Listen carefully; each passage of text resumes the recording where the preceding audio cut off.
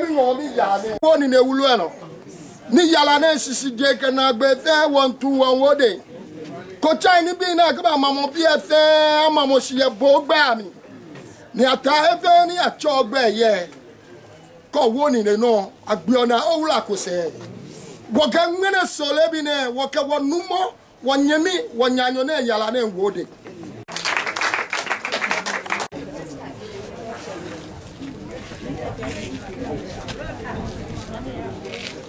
I go to the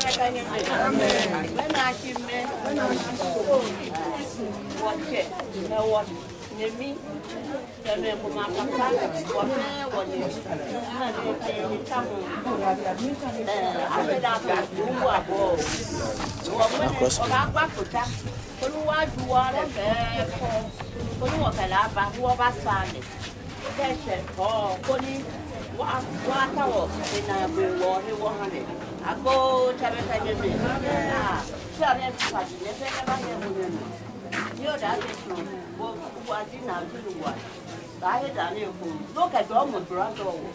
No plan on the bar, no more separate, no portrait. No portrait, no go, I have no pen on the no of your friend can meet share.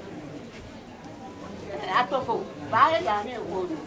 Look at your mother. Oh, Namuko, we are going to walk out bank or Natoni or Conan.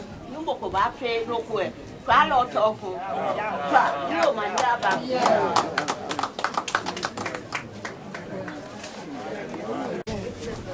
Truka ete shweshiwo. Wona libi ni chese to. Akaju ami hale. Mini ni kwa mi. Amirado.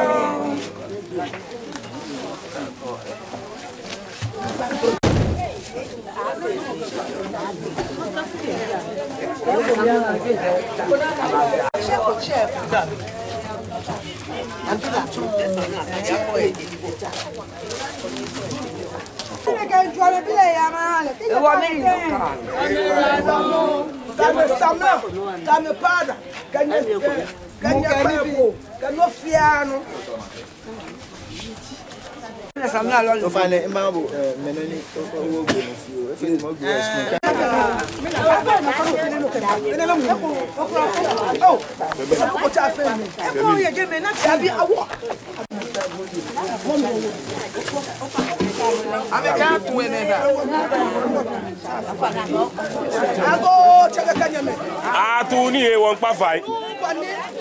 What's your name? If a boy can look, and got through Cano, Muakashi, Eshile, the war, again, a qualified war, and to be fair, I can do a hand, a cocha, Kutokome, a Samna, Gabakome, and you know, Yana can do a minimum. Amen.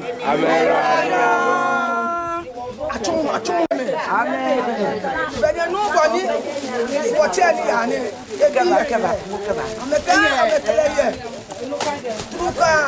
Ela fio ya twale e Africa we dia no na amenya me kolefo ameto di bi fe na ke duara kwa me aka ko wa ba o tebe ka nyeme benye no wani senche enaka senche na olupa e shalu e ekle tumo mo ke di otupa ka ne e shile wo enye kwale folo enye oja ko ko me enye e samna e mo ti e papa e mo na ke to a ko ni wo ko le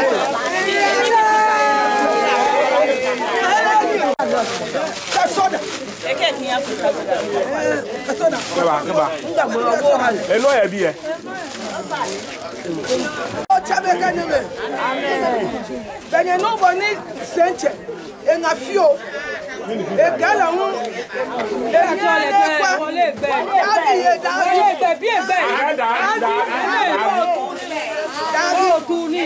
No, eka, enyane kwale,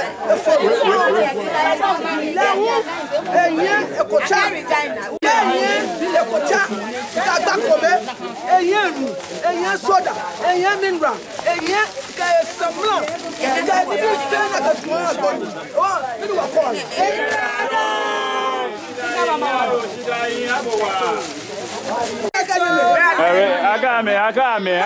Akame. Part of hotel. Ebi rich. Enga. Ekaboni. Ide ajuahan eshanu. Lahun etani lahun efeku. Wala hun eto ni bi se ekota esama epapa eyenu ka